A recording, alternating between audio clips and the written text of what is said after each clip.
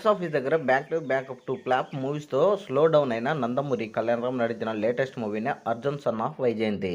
ఈ మూవీతో కంబ్యాక్ సిద్ధం అవగా డీసెంట్గా కమర్షియల్ ఎలిమెంట్స్ అండ్ ఫ్యామిలీ ఎమోషన్తో పర్వాలేదు అనిపించేలా టాక్ను సొంతం చేసుకుంది. బాక్స్ ఆఫీస్ దగ్గర ఓపెనింగ్స్ పరంగా హాలిడే అడ్వాంటేజ్ను ఫుల్గా అయితే వాడుకోలేకపోయినా కూడా ఉన్నంతలోనే మాత్రమే ఈ యొక్క చిత్రం బాక్స్ ఆఫీస్ దగ్గర అడ్వాన్స్ బుకింగ్స్తో మంచి రెస్పాన్స్నే సొంతం చేసుకుంది. అయితే ఈవినింగ్ అండ్ నైట్ షోలకు అయితే భారీగా కలెక్షన్లు పెరిగినట్టు మనకు స్పష్టంగా అయితే సంకేతాలు అందుతున్నాయి.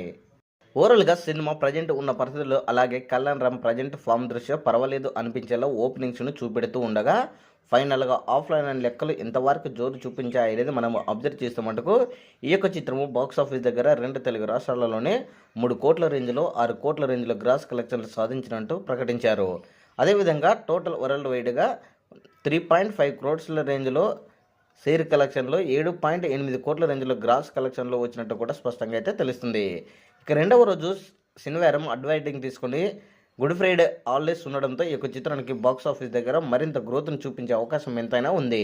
అందులో సినిమా పాజిటివ్ రెస్పాన్స్ను సొంతం చేసుకుంది కాబట్టి రెండవ రోజు కూడా మినిమము 3 కోట్ల రేంజ్లో షేర్ కలెక్షన్లో 7 కోట్ల రేంజ్లో గ్రాస్ కలెక్షన్లు సాధిస్తే మటుకు ఈ యొక్క చిత్రము బాక్స్ ఆఫీస్ దగ్గర 2 రోజుల్లోనే 6 కోట్లకు పైగా షేర్ కలెక్షన్లు 13 కోట్లకు పైగా గ్రాస్ కలెక్షన్లు సాధించిన చిత్రంగా నిలుస్తుంది. అయితే 2 రోజులు అయిపోయేసరికి ఈ యొక్క చిత్రం బాక్స్ ఆఫీస్ దగ్గర కలెక్షన్లు మనం గమనిస్తే మనకు 6 కోట్ల రేంజ్లో షేర్ కలెక్షన్లు 13 కోట్ల రేంజ్లో గ్రాస్ కలెక్షన్లు వచ్చినట్టు స్పష్టంగా అర్థమవుతుంది. అయితే ఈ యొక్క చిత్రము హిస్టరీ స్టేటస్ కావాలంటే మినిమం 22 కోట్లకు పైగా షేర్ కలెక్షన్లు రాబట్టాలి. అంటే 2 రోజుల ప్రజెంట్ కలెక్షన్లు బట్టి చూస్తే ఇంకా 14 కోట్లకు పైగా షేర్ కలెక్షన్లు రాబడితే ఈ యొక్క చిత్రము లాభాల బాట పడుతుంది. మరి ఈ యొక్క చిత్రంపై కలెక్షన్లపై మీ యొక్క అభిప్రాయాన్ని కామెంట్ సెక్షన్ కూడా తెలియజేయండి.